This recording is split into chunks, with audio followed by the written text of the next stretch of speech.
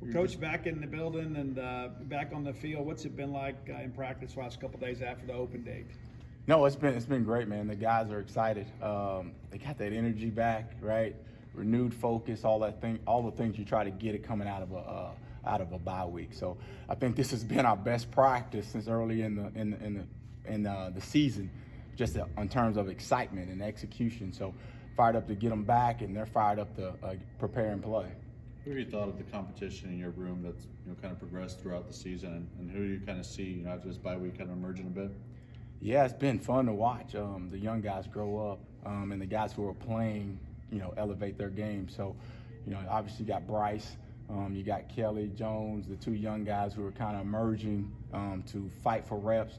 Obviously, DeCarlos is getting better and better each week, and DCam's holding down the other spot. So it's good to have a 4-man rotation there, getting Ferg in the mix, doing all those good things. So to have a 5-man rotation, guys you feel good about going in and executing, I mean, that's a cornerback's coach's dream. We've started to see DCam play a little bit better the last couple of games. Mm-hmm.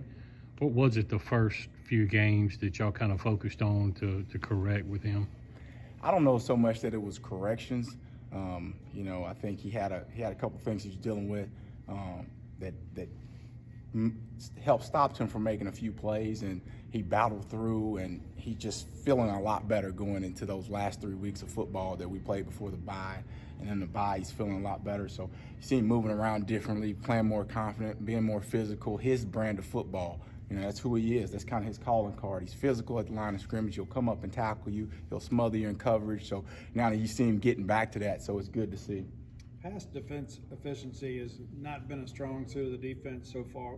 What do you see, and maybe some steps towards improving in that respect when it comes to coverage? Yeah, I think it's more than one thing. It's kind of multi-layered, right? It's about affecting the quarterback in a lot of different ways. Also affecting the guys on the outside and on the edge, and making people feel uncomfortable. And I think we've implemented some things that'll help us in that. Kind of dictate the game to people and not allow people to dictate the game to us. So just being physical, and then when you're in a position to make the play, because those are huge. 3rd down stops, things like that, to keep guys going, keep a drive alive. You got to have those plays, and that's what we focus on, just finishing, being violent, and just taking pride in it, because 1 play leads to 2, and 2 leads to 3, and we know how that goes. Regarding a guy like Ferg, who began the season as a starter, sort of lost playing time to DeCarlos Nicholson. What have you seen out of him the last few weeks going through the bye as he fights to get back on the field more?